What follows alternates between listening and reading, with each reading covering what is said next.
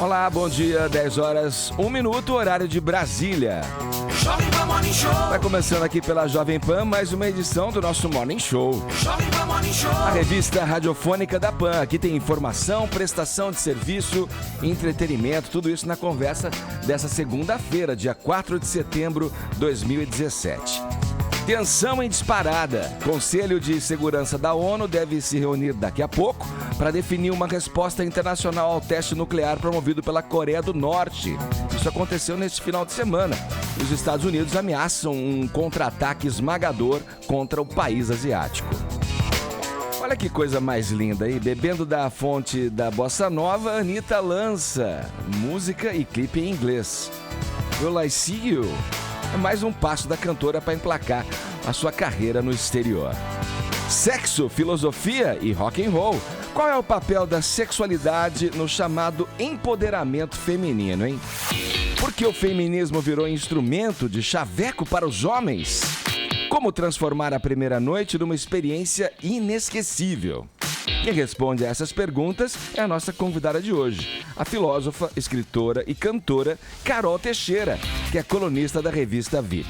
Fica aí para acompanhar esse nosso bate-papo. Daqui a pouquinho no Morning Show, esses são alguns destaques do programa desta segunda-feira. Paulinha, bom dia. Bom dia, senhor Edgar. Qual é a nossa hash de hoje? Então, você sabe que eu já tenho uma dificuldade em acreditar na humanidade, principalmente, né, nesses últimos tempos. Está complicado. E eu tô com medo desse líder norte-coreano, esse Kim Jong-un. Com Doidão. medo do Trump, hein? Com Doidão. medo da ONU, com Outro medo de todo mundo. Não sei vocês. Agora, já pensou se rola uma guerra? Tipo, acorda, bom dia. Bom dia? Não, querida. Começou uma guerra mundial. Olha que legal. Tá feliz? Então, eu ia ficar bastante desesperada, não sei vocês. A hashtag de hoje vai nessa vibe. Hashtag, se tiver guerra, eu... Complete a frase. Eu burro. É, dá pena. No caso, Muitos, dá pena. muitos borrem. Tá exagerando, É, Paulinha. muitos borrem. Eu quero tá exagerando, mas... Calma. Sei lá. É um não sei, eu tô vagabundo muito apreensiva. Olha. Vamos levantar essa tag, então. Hashtag se tiver guerra, eu, vale GIF, vale tudo. A gente tem que ir pros assuntos mais comentados do Brasil pra ter prêmio pra vocês. E aqui pelo WhatsApp você interage também, mandando uma mensagem de áudio ou vídeo, tá bom? Quero saber se vocês acreditam que essa guerra pode realmente estourar. Conta pra gente, né? Depois desse teste aí da Coreia do Norte, né? Eles anunciaram, o maluco lá anunciou ter detonado uma bomba de hidrogênio e o Trump já mandou um recado aí, né? Mande seu comentário então pra gente. Você acha que essa guerra realmente pode estourar? 11 931 17 1009. No mais, pra ver o Morning Show, vai lá no aplicativo da Jovem Pan ou então no site da Jovem Pan, fm.com.br. Também tem lá todo o conteúdo que já passou aqui pelo Morning Show. Você acompanha tudo no nosso canal no YouTube também. É outra forma de você ver o que acontece nesse cubo multicolorido do Morning Show, youtube.com/Morning Show JP. O que mais? Ainda tem o Facebook. Vai lá, dê uma checada no material e gostando, dê o seu joinha. A gente está aguardando o teu comentário por lá também. Todos convidados a passarem a próxima hora e meia colados aqui na Jovem Pan. Vamos abrir a edição de hoje falando do teste nuclear promovido pela Coreia do Norte e de toda essa tensão gerada por esse episódio aí. Ellen, agora a coisa desandou mesmo. Na sua opinião, as condições, né, estão dadas aí para que esse conflito extrapole o campo da propaganda política, da retórica aí? Olha, Bom dia. Bom dia. Aos 34 anos, Kim Jong-un já faz tudo isso, né? Imagina se ele fosse mais velho. 34 já tá conseguindo fazer todo esse estrago aí. Bom, o que a gente tem de concreto até aqui, Edgar e ouvintes, é o seguinte: esse teste que foi feito ontem, que se diz que é uma bomba de hidrogênio, se for confirmado isso, né? Se isso for confirmado, é uma bomba 5 vezes mais potente do que os outros testes que a gente já teve até aqui. E é bastante grave, muito embora ainda não seja o que é a ameaça deles, por exemplo, um míssil capaz de destruir uma cidade norte-americana. Eles estão alternando testes de potência e testes de alcance, né? Testes de potência e de alcance, porque eles ainda não conseguiram fazer um míssil capaz de destruir, alcançar, por exemplo, uma cidade norte-americana. Isso ainda não. Mas por que eles estão fazendo esses ataques todos? Eles estão testando a capacidade dos Estados Unidos e o apoio dos Estados Unidos aos seus dois vizinhos mais próximos ali, que é Japão e Coreia do Sul.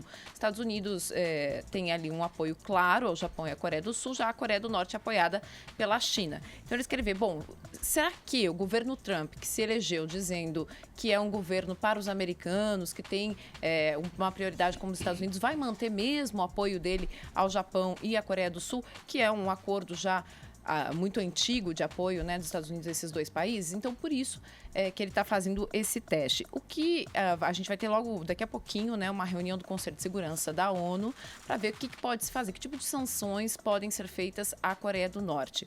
E aí tem duas opções. Ou você volta a fazer sanções do tipo econômicas, né?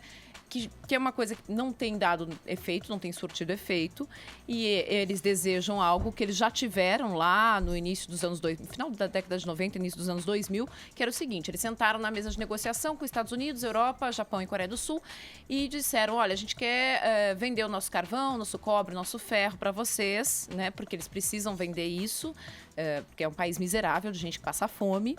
A gente tem que vender isso, tem que ter essa garantia, tem que comprar energia, tem que ter garantia energética. E, ao mesmo tempo, continuaram fazendo de forma escondida o desenvolvimento nuclear, porque o acordo era: vocês param com o desenvolvimento nuclear e a gente garante dessa garantia energética e econômica para vocês. Mas eles continuaram fazendo as duas coisas. Então, o acordo deles, eles querem isso, né? Eles querem manter essas duas coisas. Não dá. Uhum.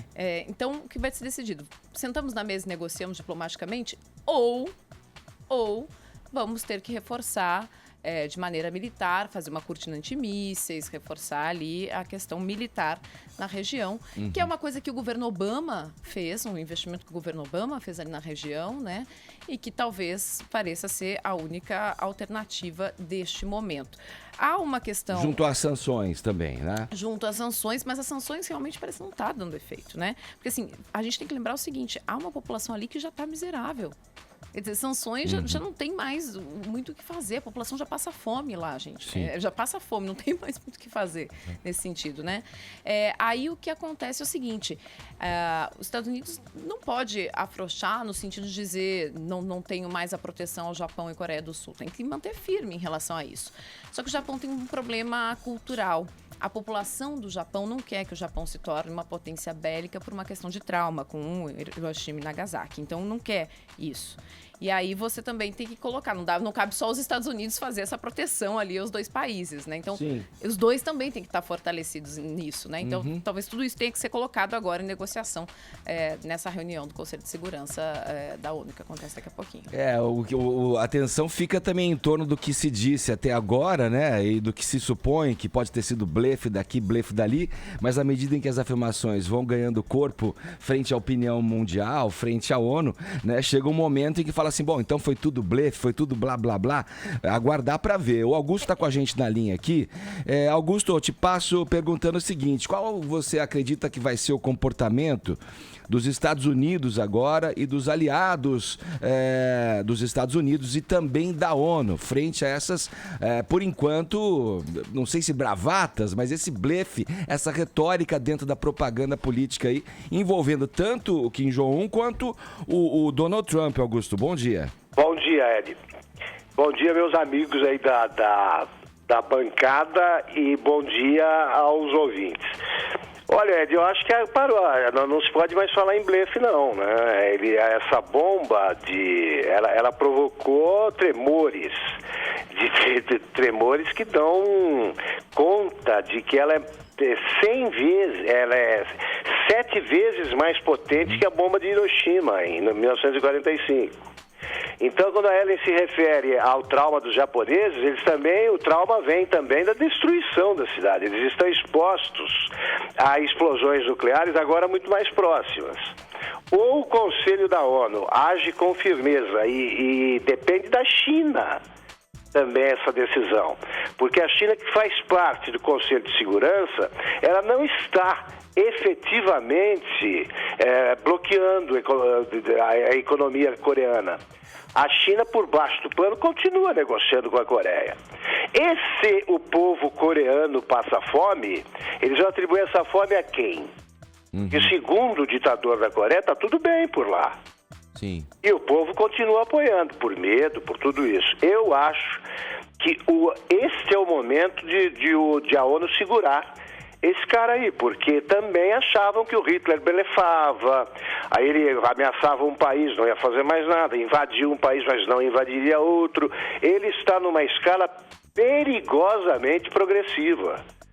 É hora de deter agora, porque senão você vai ter inevitavelmente a guerra. A Coreia do Sul está levando isso muito mais a sério. Se ela perceber que a ONU não vai ajudá-la, e se o Japão também perceber isso, eu não tenho dúvida de que vem algum tipo de ação na própria região. E é claro que o Trump vai apoiar. Augusto, você volta com a gente daqui a pouco, tá bom? Pode ser? Perfeito, Ed. Um abraço, até Abraço. já. Tá aí, Augusto Nunes conversando com a gente aqui no Morning Show. Vamos girar o assunto, vamos para Brasília, saber das novidades aí do Congresso e no Palácio do Planalto. Zé Maria Trindade, olha, o corpo do presidente Temer tá na China, mas a cabeça dele deve estar por aí, né? Ainda não se inventou o desdobramento físico, porque senão ele bem que queria estar nos dois lugares. Bom dia para você aí na Capital Federal. Neste caso, sim, viu? A cabeça dele está no palácio e se chama Eliseu Padilha. Muito bom dia, Edgar, bom dia a todos. Olha, o presidente saiu e deixou o ministro-chefe da Casa Civil, Eliseu Padilha, né, como responsável pelas negociações no Congresso Nacional, e ele já começou as conversas com os líderes dos partidos, já prevendo ali uma nova abertura de processo, ou pedido, tentativa de abertura de processo, no Supremo Tribunal Federal. Olha, o ministro Eliseu Padilha tem uma lista de todos os indicados politicamente no governo. É o chamado censo do fisiologismo, é o nome do padrinho e o nome do nomeado, né? São cargos em representações dos ministérios em todos os estados, né, e também estatais, que essa lista é muito importante para vetar no Congresso Nacional a possibilidade de abertura de um novo processo. Então, o presidente viajou e deixou a cabeça aqui, viu, Ed? Deixou o ministro Eliseu Padilha. Obrigado, Trindade, pelas informações. Um abraço para você. Bom trabalho aí em Brasília.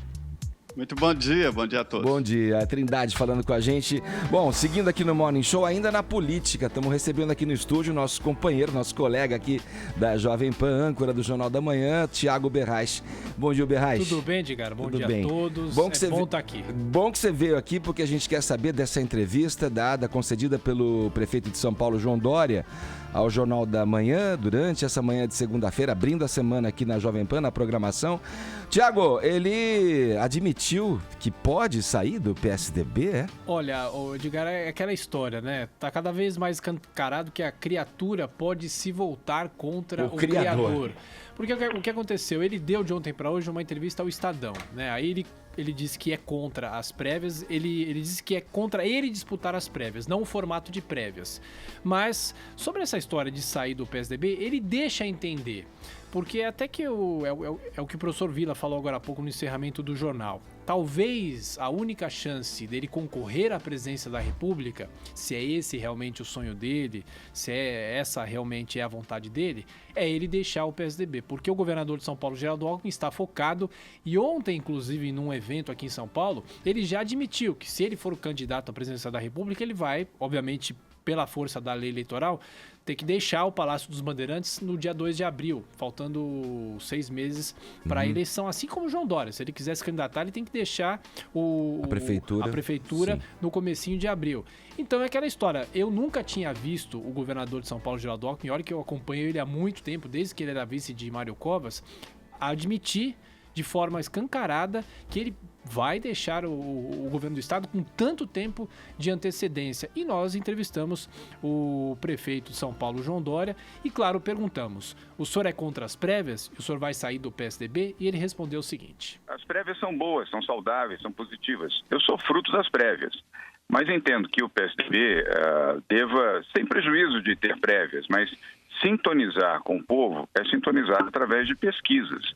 As pesquisas indicam, ou podem indicar, valores mais adequados, seja qual for o candidato, para disputar a presidência da República. Eu não me incluo nesse contexto, mas avalio que essa é a melhor forma do PSDB estar mais próximo daquilo que a população deseja. E tenho, pessoalmente, um constrangimento de disputar. Primeiro, não sou pré-candidato, mas teria um enorme constrangimento de disputar com o Geraldo Alckmin, pessoa pela qual eu tenho estima, admiração, respeito e amizade, qualquer circunstância dentro do PSDB. E sobre a possibilidade dele sair do PSDB, ele deixou a entender o seguinte, olha, a política é dinâmica, tudo pode acontecer, a gente sabe que ele já tem alguns convites para o DEM, até o próprio PSB, muitas vezes se fala, isso daí não está, obviamente, confirmado, só que nessa entrevista, o Edgar, ele elogiou muito o vice dele, Bruno Covas. Só que nas entrelinhas a gente pode entender o seguinte, ele sairia do PSDB para disputar a presidência da República, mas tem a condição do que ele fala em relação às pesquisas. Se por acaso o PSDB em dezembro fizer uma pesquisa, aliás é o que já acontece, porque Sim. ele é melhor colocado do que o governador Geraldo Alckmin nas pesquisas. Ele enfrentaria melhor o Lula do que o próprio governador Geraldo Alckmin. Então, o que o PSDB pode fazer? Será que o PSDB vai escantear o governador de São Paulo, que tem a máquina pública na mão, e colocar João Dória? As condições estão um pouco mais claras, a leitura está um pouco mais clara, mas nem tão clara assim. Né?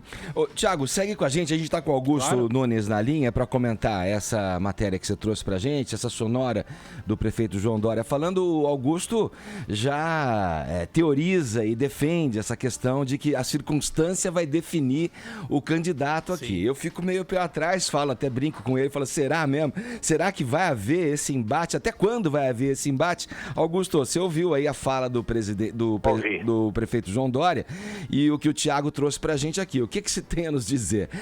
Esse embate vai ter que acabar uma hora, né?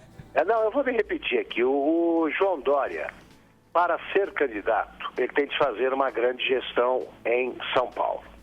Tá? Ou terá feito uma grande gestão até o momento de decisão da candidatura. Isso ainda não aconteceu. Começou muito bem. Ele tem se dedicado muito a viagens e tal, eu acho que não está mostrando à população paulistana que ele é um prefeito completamente diferente dos outros, muito mais eficiente. Bom, qual é a diferença, vou citar um fato histórico que vai justificar a minha avaliação. Qual é a diferença entre, por que a reação diferente da população paulistana à saída do José Serra da prefeitura e a saída do Jânio Quadros lá atrás. O Jânio Quadros foi obrigado a sair porque fazia uma gestão tão boa que o povo quis que ele estendesse o seu poder administrativo a todo o estado de São Paulo. O Serra saiu para ser candidato à presidência só.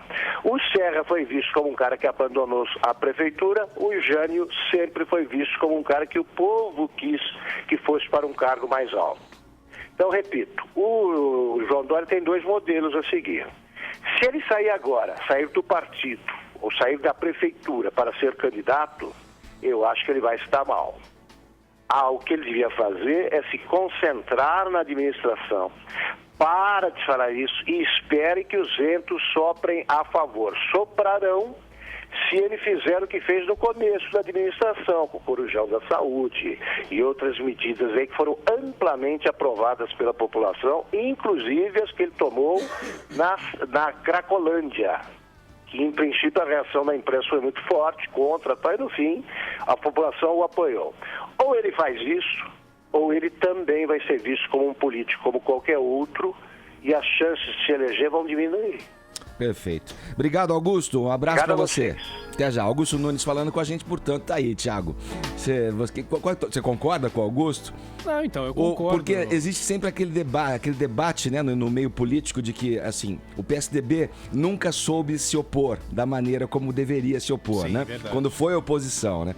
Agora, dividido, menos ainda, né? Dividido menos ainda, mas eu concordo com o Augusto que ele deveria esperar um pouco mais. Ele tá falando muito. Sim. Ele, em relação aos tucanos, ele é um tucano que fala até mais do que a gente está habituado a ouvir dos próprios tucanos, né? Então, acho que ele deveria esperar, se as condições forem mais favoráveis a ele vai acabar sendo aclamado e vai concorrer à presidência da República. Agora, só para a gente fechar, hoje o ex-ministro do Supremo, Joaquim Barbosa, ex-presidente do Supremo, concede uma entrevista ao Valor e ele também deixa claro que vai estar no páreo. Vai estar no páreo. Não sei, muita gente fala, ele talvez sendo vice da Marina, não sei, mas ele está disposto sim. Tá certo, Biarraich. Obrigado, viu? Obrigado a todos. Vamos girar o assunto aqui no Morning Show. Vamos falar agora do apresentador Marcelo Rezende, que divulgou um novo vídeo em que mais uma vez ele fala da sua luta contra o câncer. Paulinha, ele tá obviamente abatido, tá doente, né? Dá pra ver que ele tá sofrendo ali no vídeo, né? O que você pode trazer a mais pra gente? A gente pode recapitular um pouco, né? Em maio surgiu essa informação do câncer. Aí a gente teve em julho a decisão dele de abandonar a quimioterapia. A gente até falou sobre isso aqui no programa, né, Ed? Por que ele teria tomado essa decisão, já que a gente não tem detalhes a respeito do diagnóstico, né? A gente não sabe o que os médicos falaram, só sabe que ele decidiu da quimioterapia e resolveu usar a fé aí, até yoga, né? Alguns outros tratamentos aí. Mudança na alimentação. A medicina, né? Uhum. Então, isso é o que a gente sabe. E aí, a gente tem acompanhado diversos vídeos. Ele tem postado com frequência os vídeos e dessa vez parece que ele foi movido por boatos que estariam surgindo a respeito do seu estado de saúde. Vamos conferir o vídeo, Bruno? Pode soltar aí para o pessoal assistir e ouvir. Olha, muita gente vive de boato e no meu caso eu até entendo. Não é toda hora que tem uma informação. Mas nós devemos esquecer o boato. O que eu tenho, a doença que eu tenho, o câncer que eu tenho, tem altos e baixos. É como uma montanha russa. Ora eu estou lá em cima, outra hora eu estou lá embaixo. Mas o importante é que eu estou firme. E estar firme é aqui, ó, onde a mente funciona. E eu estou firme para enfrentar. Tá vendo? E aí ele fala que tá, enfim, com Deus, acredita em Deus e em tudo isso que ele tá passando. E acredita que realmente agora talvez seja uma fase baixa, né? Mas que com a cabeça no lugar e tal, e vai ficar bem pra depois uma fase melhor vir. Debilitado, um pouco diferente do que a gente viu ele no último vídeo, né, Ed? O que é bastante comum pra quem tá enfrentando uma doença como essa. E aí, é aquela discussão de sempre, né? De, nossa, por que deixou de fazer? Será que essa foi a melhor decisão? Né?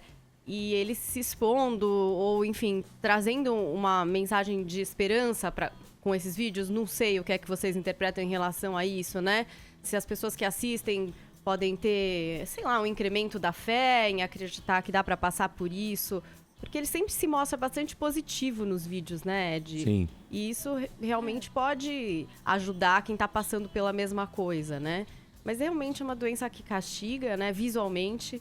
Então as pessoas que gostam dele ficam sensibilizadas. E a torcida, independente do que ele escolheu, Ed, é para que ele melhore. E para que ele consiga ficar bem da forma que ele escolheu. Porque a gente falou bastante sobre a opção que ele fez da outra vez. E aí, vendo esse vídeo, agora, pra mim, isso nem faz mais sentido, essa discussão. Quero que ele fique bem, que ele passe por isso da forma que ele conseguir, né? Se sentindo bem, que todo mundo também respeite. E esse negócio de boato... Ai, gente, vamos arranjar uma louça pra lavar, né? Do que fazer boato a respeito do estado de saúde de uma pessoa que tá numa briga super... contra um câncer, eu acredito sabe? que esse boato que ele se referiu neste vídeo foi um boato até da morte dele que saiu nas redes sociais aí, né? Já é a terceira, quarta vez que isso acontece desde que ele descobriu a doença. Cara, esse é um sintoma dos tempos atuais, né? A opção dele, claro, a escolha dele expor e trazer isso, né, a público, né, dividir com os fãs. Por um lado, ele pode... com isso ganhar força, acumular um pensamento positivo dos fãs em torno da doença dele, do estado de saúde dele, mas me assusta um pouco ainda essas opções que essas tecnologias nos dão de nos expormos aí em toda e qualquer circunstância, né, as pessoas, enfim. Bom, que ele se recupere, obviamente, é o que a gente deseja, não tenha dúvida. Vamos girar o assunto? Nesse domingo, o ex-namorado, olha, vejam só, nesse domingo, aquele cara, o Cravinhos, Daniel Cravinhos, ex-namorado da Suzane von Richthofen, foi flagrado vendendo anabolizantes na penitenciária de Tremembé, em São Paulo, onde ele cumpre pena de 39 anos por ter participado do assassinato dos pais da Suzane em 2002. Vamos para os detalhes, Vini? Quer dizer que o cara tava dando uma bombada. Na penitenciária. Acontece o seguinte, o Daniel Cravinho aí, que cumpre pena junto com o irmão, né, o Christian Cravinho, os dois receberam em 2013 o benefício, né, do regime semiaberto. Então, enquanto ele está lá no pátio tomando aquele banho de sol, qual que é a atividade que ele mais gosta? Malhar, né? E aí ele resolveu também dar aulas. Ele é uma espécie de personal trainer lá de Tremembé, da prisão. Com os detentos, né? Ele ensina lá os detentos a como fazer os exercícios. Porém, Daniel Cravinho não se sustentou, né? Como se não bastasse apenas ensinar os detentos, ele arrumou essas seringas, né, anabolizantes para vender, para comercializar entre os detentos. Cada seringa custa aproximadamente R$100. Ainda bem que você não falou 100 paus. Lá na prisão? Lá em Tremembé. Paga 100 dentro da prisão. Durante o regime semiaberto, dentro da prisão. Ele pega fora e levava e vendia R$100 O que aconteceu? Descobriram. Assim, um vende droga, o outro vende droga também, o outro vende droga também, um vende anabolizante. É meio que isso. Que é droga também. Tá mesmo. Descobriram o seguinte, o Nezão, o traficante Nezão, pegaram o cara lá, né, descobriram que ele estava fazendo parte do esquema. Aí o Nezão, para não levar uma punição mais séria, o que ele fez? Entregou todo mundo.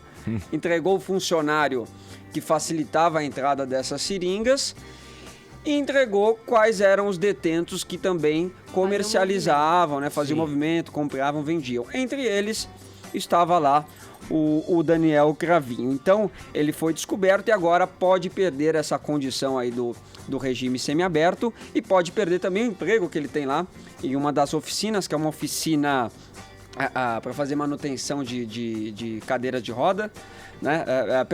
É uma oficina para fazer manutenção de cadeiras escolares. Sim. Não é cadeira de roda, não, cadeiras escolares. E ele ganha com esse emprego aí por volta de R$700 por mês. Então ele pode perder essas duas condições que ele conquistou. Ele que durante as saídas, né, nessas datas especiais que tem, ele costumava visitar a noiva, né, que ele casou há 3 anos numa cerimônia para 100 pessoas lá numa igreja evangélica, né? Essa noiva é também filha de um funcionário lá, de um funcionário da penitenciária que ele acabou... da penitenciária. Que ele acabou conhecendo. Então ele pode perder aí esses dois direitos aí, o Daniel Cravinho. Porque você ficar no semiaberto, você tem que atender uma série de requisitos. Você não pode ter infração, pode pisar na bola. Não pode pisar na bola, né? E aí você tá levando droga pra dentro da penitenciária. Inclusive a mãe dele, parece que visitou ele nesse final de semana, também reclamou que ele tava muito musculoso, né? Então, quer dizer, não tá fácil a vida do Daniel Cravinho aí, viu, Ed? Aqui o Rod Diretor falou que ele é um prisional trainer. Muito bom, trocadilho. Agora 10h29, horário de Brasília. Estamos de volta com o Morning Show dessa segunda-feira. Nossa convidada já está entre nós. Ela que é filósofa formada pela PUC de Porto Alegre, escritora, roqueira, sexóloga e feminista. Não necessariamente nessa ordem, foi aleatório. Você pode escolher a ordem que você quiser, tá bom? Na revista VIP, onde escreve sobre sexo e comportamento, ela fala com habilidade sobre os universos masculino e feminino. E isso ajuda, obviamente, a explicar o sucesso que ela faz na coluna que tem nessa publicação. Carol Teixeira, seja bem-vinda ao Morning Show. Querido, obrigada. Bom te receber aqui, viu? Delícia estar aqui. Olha, de uns tempos pra cá, tá todo mundo falando em empoderamento feminino. É um tema que tá na pauta já tem um tempo aí. E são vários os caminhos que as mulheres podem percorrer para se empoderar, né? Você defende que um desses instrumentos é a sexualidade, né? Qual a relação? Defina pra gente a relação que existe entre o poder, o empoderamento e a sexualidade. Pois é, que eu acho que às vezes as pessoas focam muito, né? Algumas mulheres, e tem que focar também, porque eu acho que precisam existir vários tipos de feminismo, mas focam muito nessa busca política, né, da igualdade social, etc. E eu acho que a gente precisa também dessa questão da sexualidade, tá em contato com a nossa sexualidade, tá em contato com o nosso próprio órgão sexual. Aliás, é isso que eu vou falar no TED, que eu vou falar no TED agora, dia 23, em BH. O tema é exatamente esse, que o próximo passo do empoderamento precisa passar pela vagina. Tipo, bem assim, a mulher, ao longo da história, ela não teve contato com o seu próprio corpo, nos foi negado isso. E agora que está tendo isso, né? Mas, por muito tempo, até recentemente, essa era uma busca secundária, tipo, a sexualidade, o prazer feminino como algo que não é tão importante assim, né? Tem outras causas mais importantes. Eu acho que não, eu acho que essa causa é tão importante quanto todas. A gente ter esse contato, né, com o próprio prazer, com a própria sexualidade, poder expressar a sexualidade sem se sentir que está indo encontro aos valores do patriarcado. Não. A expressão da nossa sexualidade eu acho extremamente saudável e necessária. Mas ela passa por uma quebra, primeiro, interna, né? Porque, como você falou, a gente não é criada com esse contato. Quer dizer, é sempre a coisa de tirar a mão daí, né? Não é uma coisa... Então, você passa por uma quebra interna. Como é que você trabalha isso para desconstruir isso, assim? Eu acho que tem várias maneiras de trabalhar, né? Eu sou muito ligada com Tantra, né? Inclusive, enfim, sou formada em terapia tântrica.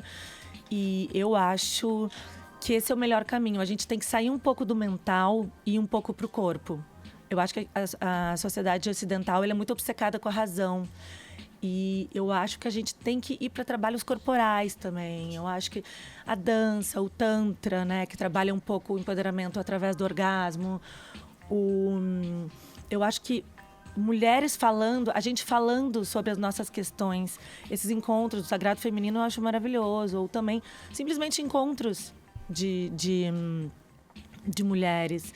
Eu acho que a gente falando sobre as nossas experiências, trocando as nossas experiências de uma forma sincera, não aquela coisa assim, aquele papo de banheiro, às vezes, que parece que tá todo mundo incrível com a vida sexual, super bem resolvida, etc. Não. Eu acho que a gente tem que ter um papo sincero, porque eu acho que isso contribui para o empoderamento, né? A gente trocando, falando realmente das questões como elas são, assim a gente pode resolvê-las. Você acha que, às vezes, essa noção do que é sensual para a mulher, a gente se vê muito refém do que é para o homem ser sensual? Eu acho, sim. Eu acho que isso é uma das coisas que tem que quebrar um pouco. Tipo, eu tenho certeza que vocês vão concordar comigo assim, mas que em algum momento da vida a gente, sexualmente, já foi muito aquela que quer agradar, que tem que ser irresistível, que tem que fazer de tudo, que tem que ser incrível. Por quê? Porque na raiz da nossa criação tem essa competição feminina pela atenção do homem. Então, até as pessoas mais... mulheres mais liberadas e mais fortes, muitas vezes fingiram orgasmo. Por quê? Porque queriam agradar o homem. Por quê? Porque a gente tem toda uma sexualidade pautada, né, pelo pornô, que diz que a mulher tem que gozar em 5 minutos e tem que fazer gritar. De tudo. E gritar muito daquele jeito ridículo, que não é o jeito que a gente tem vontade de gritar. Não é orgânico aquilo. A gente tem... Cada uma tem sua maneira de expressar, mas a gente fica com... essa, né, padronizado pelo pornô, né? Padronizado pelo pornô. Então, eu acho que já começa no sexo, até a nossa expressão. De repente, quero ter uma aparência que vai agradar necessariamente o homem, ou eu posso ter, e tá tudo bem. Mas eu acho que a gente tem que saber que a gente pode ter ou pode não ter, né? A gente pode, no sexo, gritar ou não, a gente pode fazer deep throat, que nem a Sasha Grey, ou não, entendeu? E a gente não tem obrigação de nada. E... O poder que você se refere aí, no caso, é o poder da escolha, né? Exatamente. Fala, Vini. Teve uma entrevista recentemente do Washington Oliveto, publicitário, acho que foi para a BBC Brasil, se não me engano, que ele falou que empoderamento feminino era um clichê constrangedor. Queria saber o que você acha dessa frase do Washington e qual que é o conceito de empoderamento feminino? O que significa isso? Eu adoro o Washington Oliveto, acho ele um querido, mas eu discordo totalmente disso, porque eu acho que os homens não... Não quero defender não, mas só para contextualizar, tinha todo o contexto era dentro da publicidade e uma das ferramentas para você atingir um determinado público específico muito nichado e tal, né? Como se fosse entrar no quem não participa do empoderamento feminino fizesse isso apenas para comercializar seu produto, uma espécie de modinha. Entendi. Sim. Não, eu acho que é uma espécie espécie de modinha, mas eu acho bom que seja. Existem modinhas piores. Então, por um lado, que bom que existe essa modinha. Eu acho maravilhoso essa coisa do politicamente correto, às vezes, de um cara, de ser cafona, um cara fazer uma piadinha machista numa mesa de bar, por exemplo. Eu acho maravilhoso. Eu acho, é isso mesmo. A gente precisa passar por um radicalismo para chegar num equilíbrio. E se isso é viver o radicalismo, maravilha. A gente está nesse momento e vamos viver isso. Mas eu acho que, sim, o que é, né? É uma causa muito nobre sendo usada pelo establishment como, né, incorporada e, claro, que vai ser usada na publicidade. E, nesse sentido, pode ter momentos que são clichês constrangedores com marcas que, na verdade, nem acreditam naquilo, mas estão fazendo. Mas ainda eu acho melhor do que outras modinhas, né? Que bom. Então... Ainda é melhor do que a gostosa no comercial de cerveja. Exatamente. É melhor isso do que continuar vendendo a gostosa no comercial de cerveja. Totalmente. E o conceito do empoderamento feminino, qual que é? O empoderamento feminino é uma mulher virar dona de si mesma, de suas ações. Eu acho que a gente não foi dona da gente ao longo da história. Dona do nosso corpo, especialmente.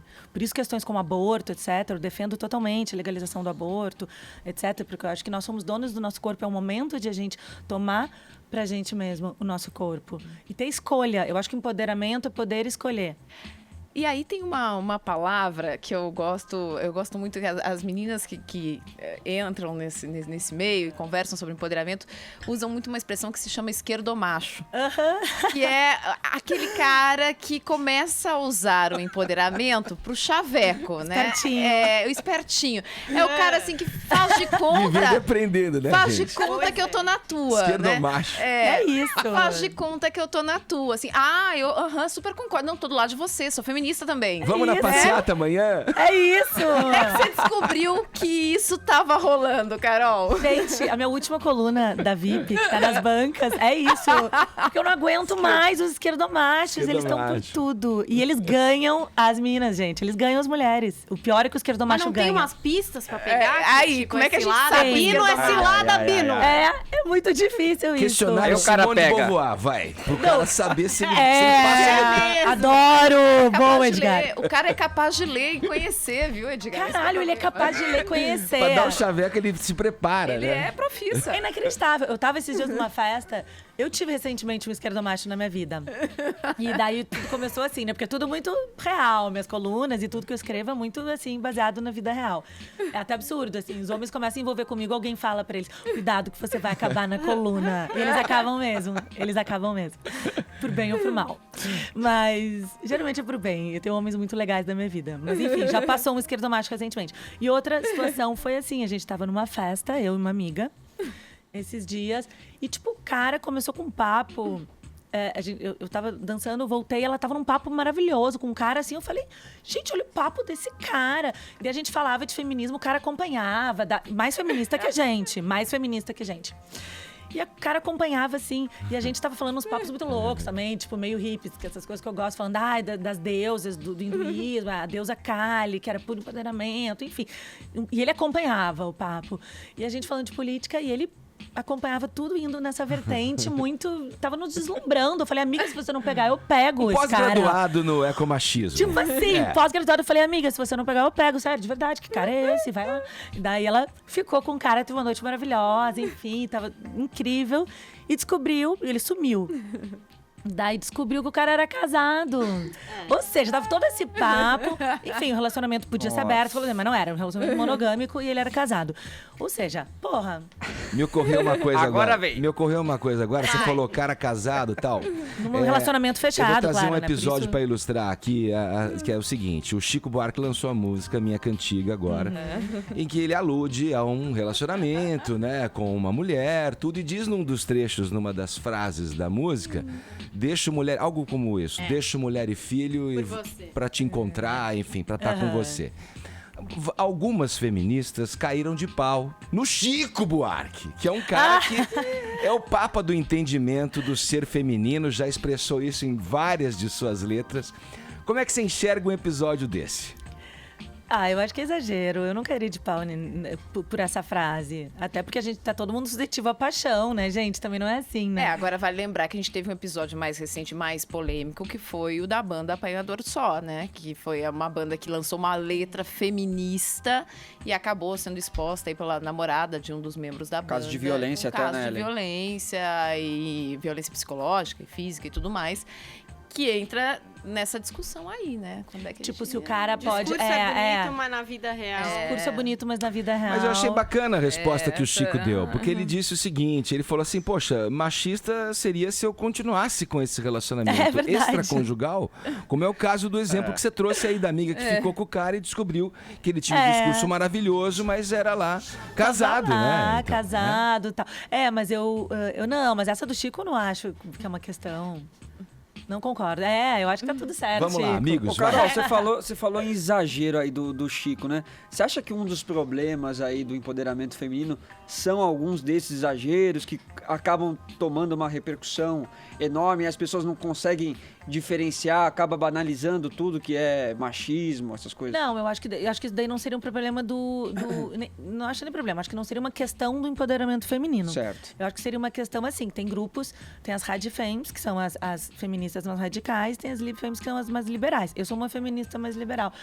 E tem algumas que são bem radicais, que já chegaram a me considerar um texto que eu escrevi machista, que é Esse Pau é Dela, que tá no meu blog, né? A Obscena Senhorita C.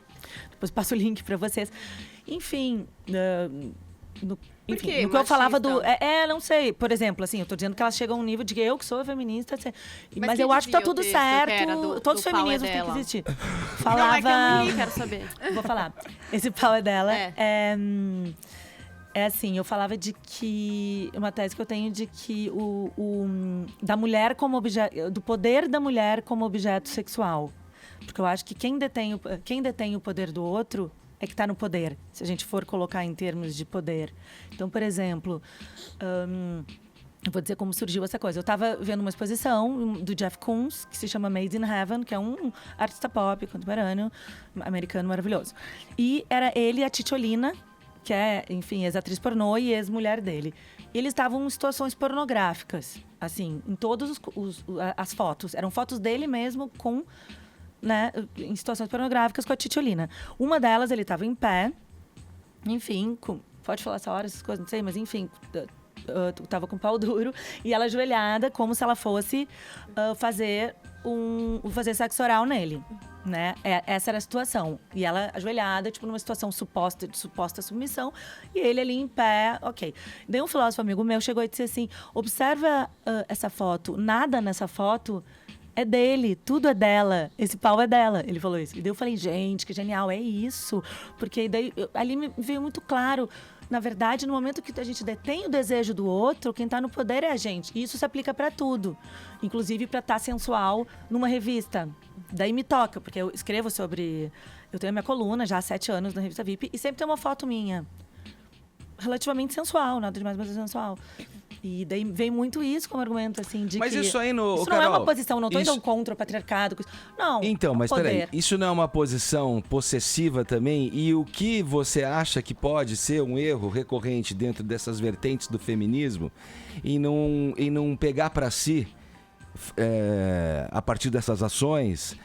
um ônus que é do patriarcado, que vem do machismo. Sim. Quer dizer, você tá pegando tudo, você tá fazendo um movimento de afirmação e você pega coisas ruins também do outro lado. Qual é o risco que se corre de você pegar coisas não desejáveis? Eu acho que é um risco, mas eu acho que a gente já tá passando disso. Eu acho que há uns anos atrás, tanto que até esses dias o Face me lembrou de aquelas lembranças do Facebook. Sim. Me veio uma matéria que eu escrevi que era Como Lidar com a Mulher Cafajeste. Porque começou a surgir essa coisa, a figura da mulher cafajeste, né? Da mulher que quer ser igual o cafajeste do passado.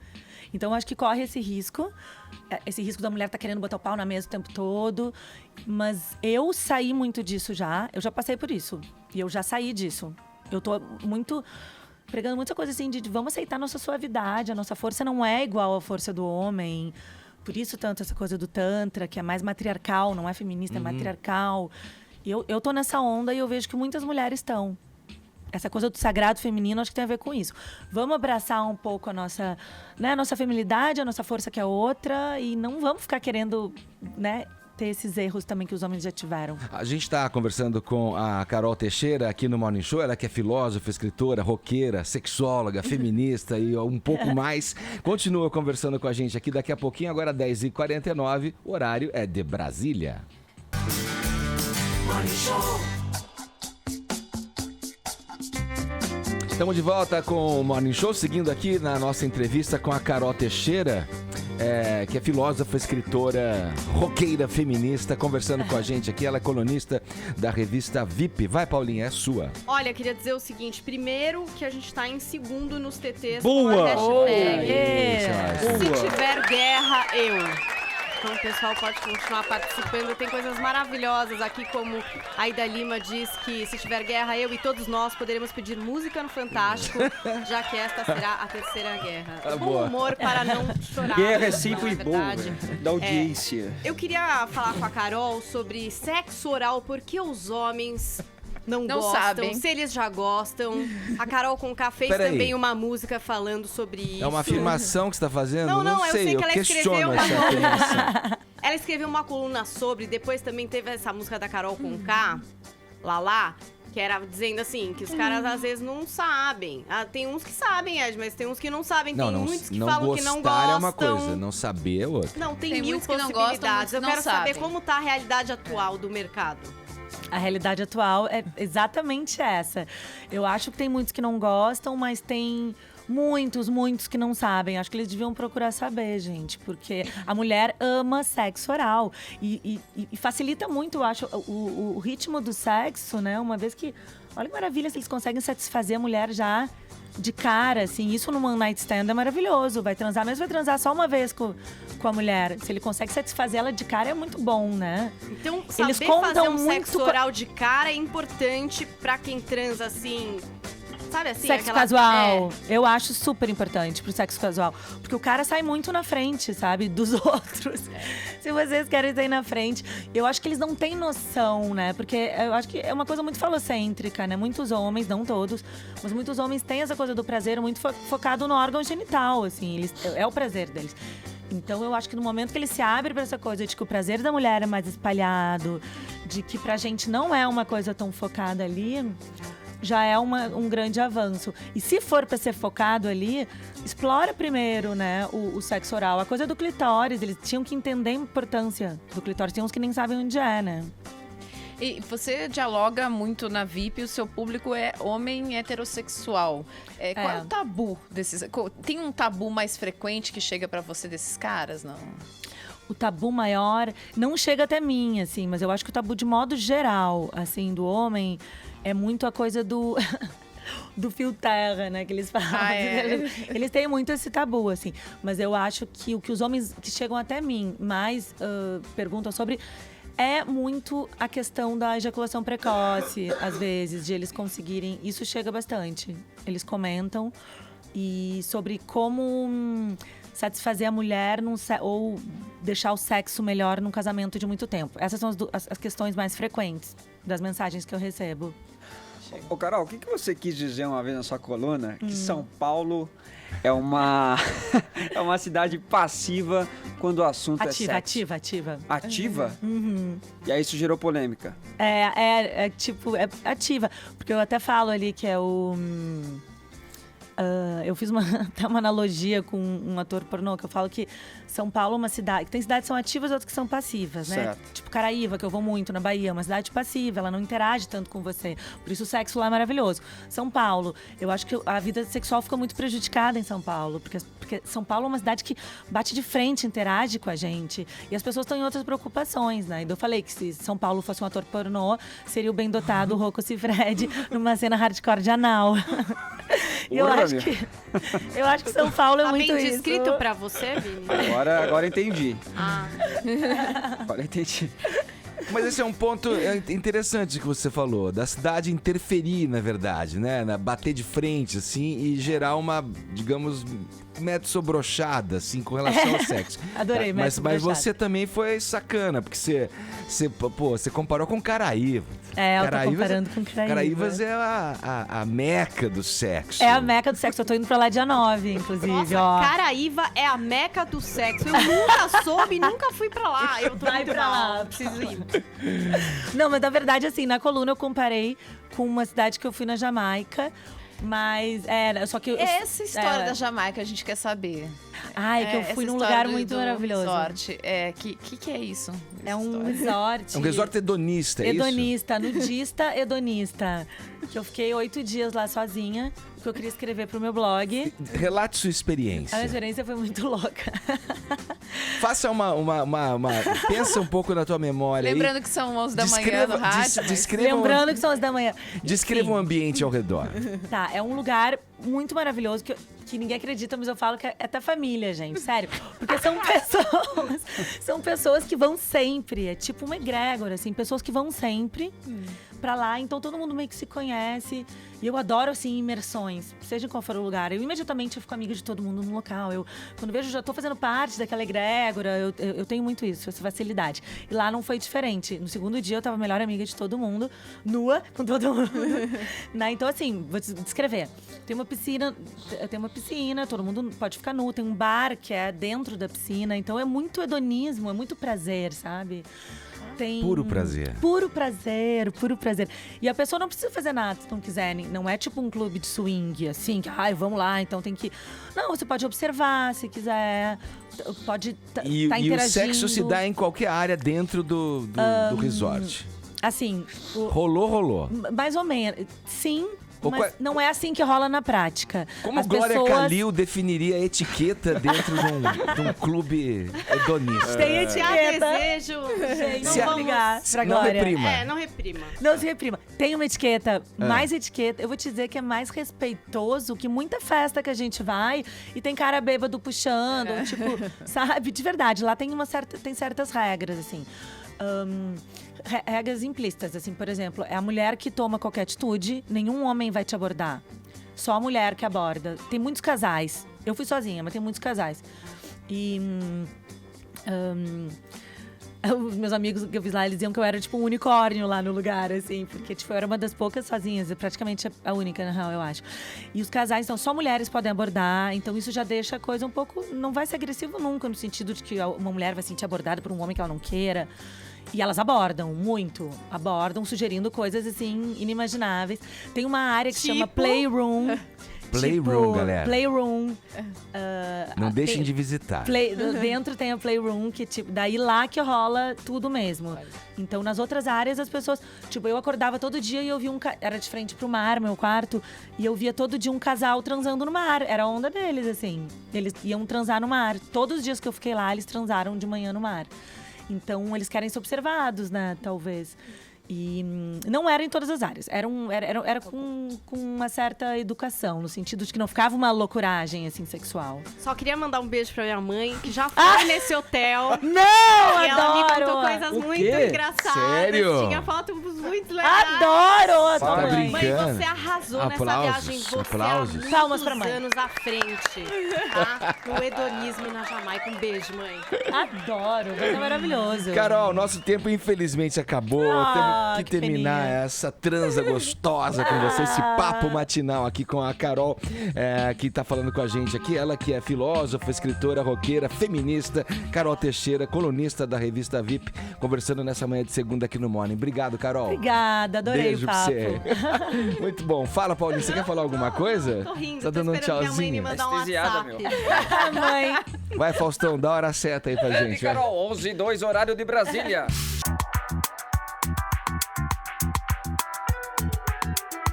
Olha, eu sei que aprendi várias expressões. Eu anotei várias expressões aqui. Quais? Você anotou no Aquela caderninho aí, meu? libfem, hardfem, as light no feminismo, as hard mesmo, as pedreiragem. Falocêntrico usado assim, né? O cara que pensa só pensam com a outra cabeça. naquela, né? e nightstand, assim, tipo, né? One night Casual, stand, one uma night noite. stand. Rolou nessa noite. Escapou algum termo? Não, acho que está bem, continua assim. A próxima é ir pra Caraíva, Ed. Vamos lá. Caraíva foi o início de tudo, minha querida. Ah, querida. Porra! É brincadeira, Nossa, meu. É, eu isso já aí. quero a minha passagem. Cadê a to go? Depois que a Coreia do Norte testou uma bomba de hidrogênio, a Paulinha ficou, claro, como o mundo todo, amedrontada, né? Já pôde se enxergar, inclusive, nas trincheiras de uma terceira guerra mundial, né, Paulinha? É, e o Brincadeira, pessoal hein? tá E os aqui... tuiteiros aí? Não, estamos aqui bombando segundos mais comentados do dia no Brasil com a hashtag Se Tiver Guerra Eu. O Thiago De Silva diz... Estamos em segundo ainda? É, tamo. Aplausos. Muito bem, muito obrigado, internautas. Esse Morning Squad maravilhoso, esse mundo no Twitter, né? Fica em primeiro, hein? Tem que ficar. Eu acho que essa vai ficar porque essa é boa, né? Traz muitas possibilidades. Olha o Thiago De Silva. Violência sempre dá audiência, o Paulinha. Aprender com você, né, da pena. Pingando sangue no seu programa. Mas tem gente levando light, ó. O Thiago diz aqui, prometo trabalhar no vazamento da última temporada de GOT. E aí tem gente aqui, ó... que é aqui, ó? Paulo Henrique, se tiver guerra, eu queria que depois da guerra voltasse MTV Brasil. Não é mesmo, Edgar Piccoli? Seria bom pra você? Se você não fosse pra guerra, né? Sei lá. Vai saber em que condição seria essa guerra. O Doug Crepaldi, eu volto pro Ceará e espero a guerra na praia tomando água de coco.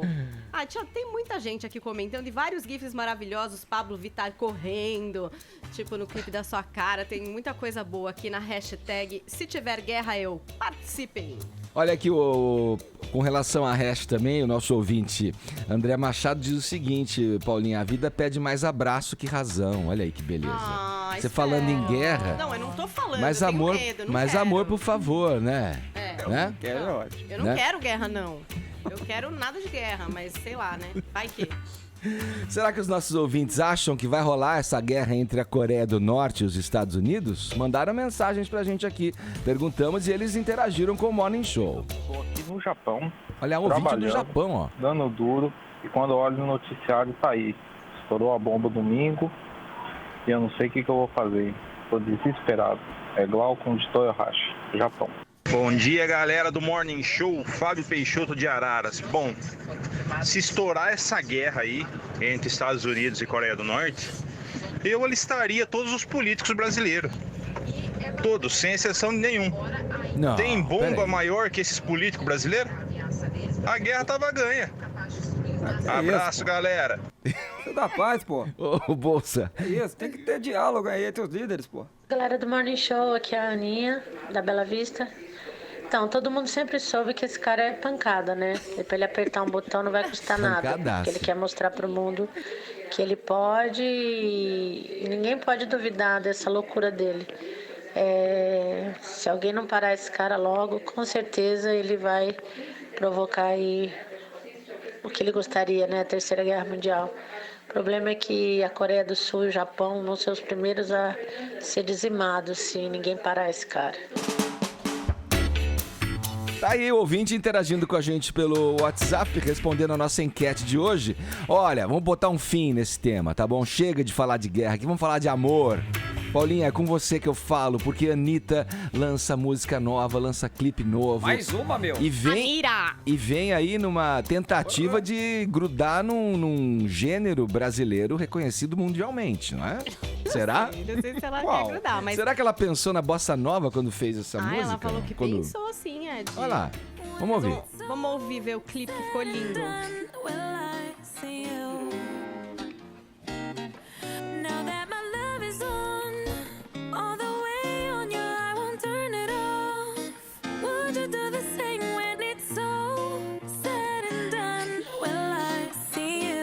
Você gostou, né? Eu gostei. Você tá cantandinho junto. Eu gostei. Pra quem não assistiu o clipe, a música nova da Anitta, Will I See You, featuring o Pooh Bear, um cara que já trabalhou com várias estrelas da música, Justin Timberlake, enfim, Madonna, muitos nomes aí. O clipe, todo um visual lá, toda de branco, fazendo mais a meiga sexy, né? E sim. O que mais chamou a atenção foram as cenas em que ela tá completamente sem roupa. deitada ali numa cena e onde a letra da música é projetada no corpo dela. O pessoal ficou realmente muito louco. E essas cenas com essa roupinha de algodão, assim, super transparente, né? Se o pessoal sempre ficava procurando um peitinho vazado da Anitta, agora eles estão aí pro jogo. Tá tudo tranquilo aí nesse vídeo. Espetáculo, hein? O pessoal realmente falou, assim, ficou tocado sensualmente por esse clipe da Anitta, que faz parte desse projeto que ela anunciou em português, espanhol e inglês, Checkmate, onde ela promete lançar todo mês um clipe e uma música novos, né? Um jeito de fazer todo mês. Então a gente começa com esse, agora setembro. Saiu o primeiro clipe, primeira música em inglês. Aquela essa pegadinha do biquíni bossa lá, nova. Aquela do biquíni vai ser quando? Então, a gente não sabe as datas, esperando o que por vai essa. chegar, mas vai chegar, né? O biquíni de tape. Essa em algum momento também vai ser lançada essa faixa. Você pode ficar aí indiferente a Anitta, não ser a tua, tal, mas inegável que a garota é esperta, hein? Ela tá fazendo um caminho. Ela tá fazendo um caminho que tá indo com muito mais eficiência e rapidez que outras tentativas de cantoras brasileiras já fizeram de atingir um mercado fora do Brasil, cara. Ela não tá de brincadeira. Ela tem estratégias muito boas, né? É cercada por uma equipe muito competente, né? Tipo, em redes sociais e vídeos, ela se juntou com a empresa que é daquela Lele Pompons, que é uma das... Não sei se é youtuber, não sei como falar, que ela posta bastante no Instagram, mas que faz muito sucesso mundialmente. E até ela postou no Instagram dela, Anitta, a reunião de todo mundo, da Warner Internacional, do pessoal dessa agência, pra decidir qual é a estratégia. E nessa música ela se apresenta, não tô falando visualmente, mas sonoramente diferente, né? Sim, de uma sim. pegada meio bossa nova. Sim, é isso que eu tô dizendo. Ela falou que também queria fazer uma referência à gafieira, aí no clipe você vê ali meio que um lance meio de dança de salão, que é bastante diferente do que a gente tá acostumado de ver a Anitta. Então ela se tira ali daquela caixinha de funkeira, né? E se coloca como uma artista múltipla, capaz de fazer um som mais suave, um som mais sexy. Daqui a pouco pode vir sei lá o quê, né? Nessa variedade, um clipe por mês, Ed. Muitas Anitas podem ser apresentadas. Agora, pelada, vestida, é fato que a menina sabe e sabe fazer barulho demais. O clipe tem a parceria de uma gigante O Vini de roupas desmaiou aí. aqui, só queria registrar. Não, tô prestando atenção. Cada cena é um desmaio. Prestando atenção. Então, Tá imobilizado, não fala nada. até comercialmente ela é Música é muito boa. esperta, né? Fez essa parceria com Isso que uma eu tô gigante dizendo, de é. roupa. Que Então, as roupas que ela tá usando são dessa marca. Ela visitou as lojas da marca no Brasil, tipo, foi São Paulo, Salvador, Belo Horizonte, pra assistir o clipe com os fãs. E ela realmente consegue mobilizar esse exército, né? O clipe, quando eu olhei, tava com mais de 5 milhões de plays. Foi lançado ontem. Então, ela falou, olha, eu não tenho pretensão dessa música ser um grande hit mundial. Talvez você não tenha, mas talvez os seus fãs consigam te levantar, porque eles são realmente muito fiéis, né? E curtem o trabalho da Anitta. E ela dá de volta o tempo inteiro. Ela sabe retribuir com respostas sinceras, com pesadas na porta, né? A semana passada ela respondeu aí Deputado, um deputado né? que falou que ela seria cantora ou garota de programa. E aí deu uma lacrada. Que viagem. Deu uma lacradona Olha, nele, que foi reproduzida aí por Tony todo de mundo Paula. nas redes sociais. No pensamento que eu tava levando aqui com vocês com relação à carreira internacional, a Shakira, que é colombiana, não me deixa mentir, foi um grande êxito, é um grande êxito nos Estados Unidos e atende os dois mercados, tanto o hispânico quanto o que fala a língua inglesa. Muito bem, sorte pra Anitta. Temos que reconhecer que ela tá fazendo direitinho. Essa menina é esperta, Ed. Desde que ela veio aqui no Morning, agora tem que voltar Isso. pra falar sobre essa nova fase, Com o né? biquíni de fita isolante. Até porque eu não tava aqui ainda quando ela veio a primeira vez, meu. E ela tinha acabado de pegar a carreira dela na mão, né? Tipo, agora vou ser eu que vou decidir, eu Isso. que vou fazer. É verdade. A gente até perguntou, Falou pra "Nossa, gente isso." Mas você acha que é um bom caminho? Não, eu que vou fazer e tal. E ó como fez, né? Tá fazendo direitinho aí. Olha aqui, seguimos agora em frente falando, sem a Anitta, mas falando de amor ainda. Escuta só essa história. Uma princesa japonesa abandonou o status imperial para se casar com um sujeito plebeu. Que história amor, bonita, né? Vini. Porra, O caramba, você que inventou essa história aqui no Morning Show? Você que trouxe esse Não, tema? eu Olha que belezinha a foto deles ali. me ó. peguei realmente encantado com essa história de manhã. É porque o amor ainda tem jeito. Olha aí. E principalmente no Japão, né? Japão que as pessoas dizem que é um povo mais frio, Frio, assim. né? Não, olha aí. É uma coisa bonita aí da princesa Mako, que tem 25 anos, e ela vai casar com um plebeu. né? E por isso, Ed, ela vai ter aí que abdicar, né, do império. Do império japonês, não vai poder se tornar rainha do Japão, né? Vai excluí-la, então, da família imperial, porque tem uma lei lá no Japão que impede, né, este casamento que ela faça filha e continue do... É o como... Akihito, é isso? É o Akihito. Ela é isso. filha dele? É filha dele. É neta dele. Neta dele, é neta né? dele. Sim. Isso. E essa lei não é aplicada aos homens, né? Os homens podem casar com plebeias, mas as princesas não podem casar com plebeus, senão elas perdem esse como que fala, gente? Esse status, vai. Ela tem que abdicar. Essa sucessão, né? Sim. Perde essa sucessão. Então é o seguinte, ela falou que não tem problema, que ela tá feliz, que ela já tinha consciência desde a infância dela que ia ter que abandonar esse status real com o casamento. Ela que conheceu o noivo dela, o Keikomuro, na universidade, né? Ele também tem 25 anos, trabalha em um escritório de advocacia e diz que pediu ela em casamento há 3 anos. Então o funcionário da Casa Imperial diz que o casamento vai acontecer no verão, após o verão de 2018. Lembrando que o imperador, o Akihito, né, tem mais 2 filhos que se casaram com plebeias também, Edgar, né? E agora integram aí a família imperial. Ele está desde 1989 no trono aí, depois que o pai dele faleceu, né? E ele tá pensando já em também renunciar, porque ele tá com uma idade avançada, já tem 83 anos, com alguns problemas de saúde. Então tá sendo formulada uma lei lá, para que quando ele vá abdicar do cargo, ele passe o trono pro filho dele, que é o príncipe Naruhito. Né? E aí depois do Naruhito, quem tem? Engraçado, depois do Naruhito, quem que tem? Tem um irmão. Você tá íntimo da família imperial japonesa. O Ashino. E o filho dele, que é o Isaito. Isaito tem 10 anos. Agora, se o Isaito não tiver mais nem o Ito, aí acabou a família. Falado aqui, ó, um trechinho de Pizzicato 5 ouvindo aqui enquanto o Vini traz essa notícia da família imperial japonesa. Bom, vamos daqui a pouquinho seguir. Só uma curiosidade, quem assistiu The Crown? Sim, série da eu assisti. Tem o rei lá, o rei Eduardo, acho que é o rei Eduardo VIII, que ele também ele tem que abdicar do cargo, porque ele se apaixona por uma plebeia. Vai morar na França. Já tinha se divorciado 2 vezes, aquilo não é bem visto, né, pela família real, e aí ele tem que abdicar e passa o trono pro pai da Rainha Elizabeth. Exatamente, tá bem. Aqui é cultura, meu. Grande, Faustão. Dá hora certa pra gente aí, Faustão, então. Eita, 11h20, horário de Brasília.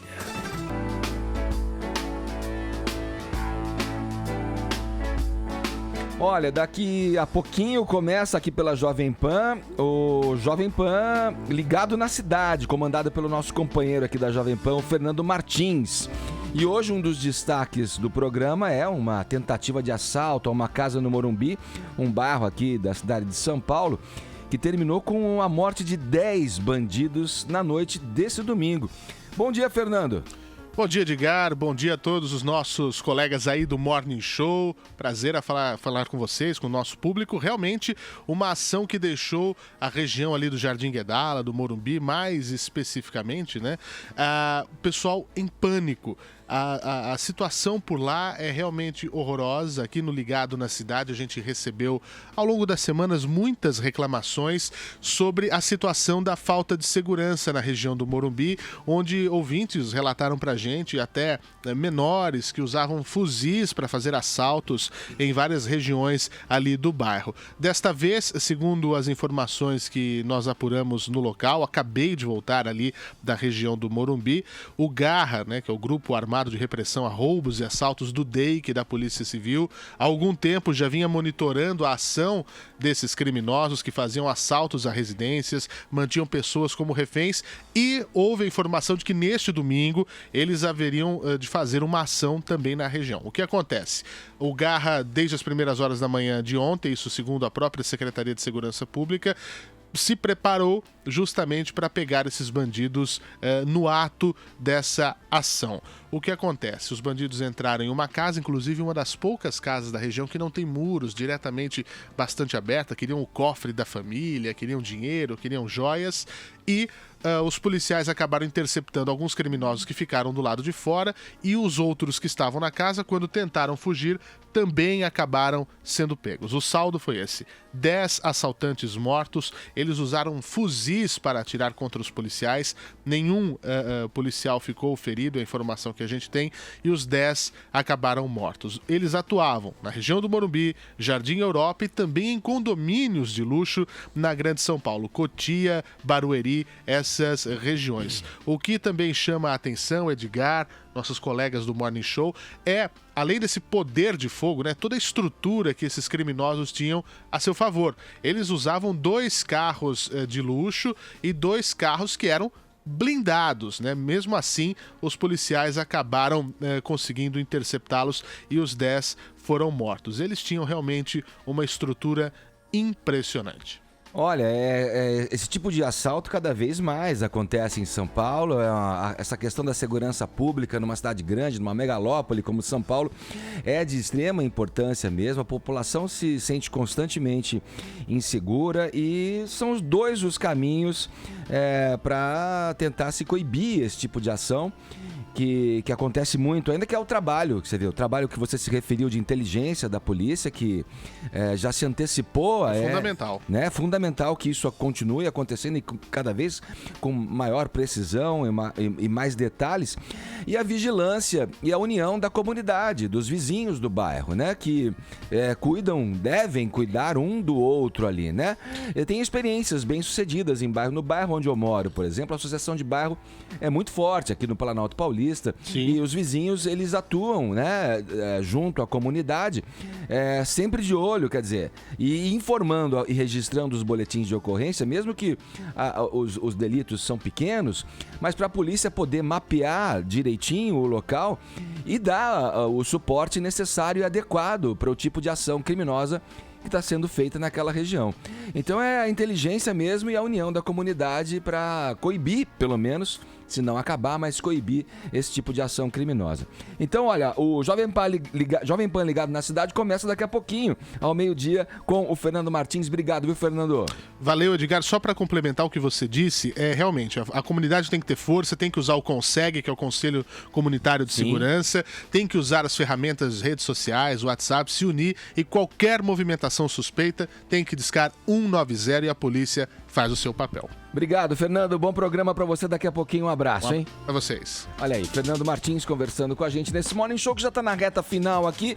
Vamos para os ganhadores de hoje. Temos tuiteiros ganhadores. Temos também o pessoal que participou pelo WhatsApp. Vamos lá. Começa aqui, você, Paulinha. Quem ganhou foi a @Názera Amaro. Názera Amaro. Senhora Rosa aqui no nickname do Olha aí. Então, e aí, no WhatsApp? Hoje, especialmente para a família imperial japonesa, pro Akihino, pro Akihito, pro Akishino e pro Isaito, a vencedora é a Aninha, Edgar. E pro Naruhito também. Achei que você ia falar Anitta. Bom, obrigado a todo mundo que participou com a gente, mandando sonoras aqui, participando pelo WhatsApp, interagindo pelo Twitter, na nossa hashtag também. Amanhã tem mais, a partir das 10 da manhã, aqui na Jovem Pan. Isso aí. Você viu, Gabi, o Augusto, né? Fez falta. Tá em Caraíba. Só pelo telefone, tá em Caraíba. Falta no meu coração. Você ouviu?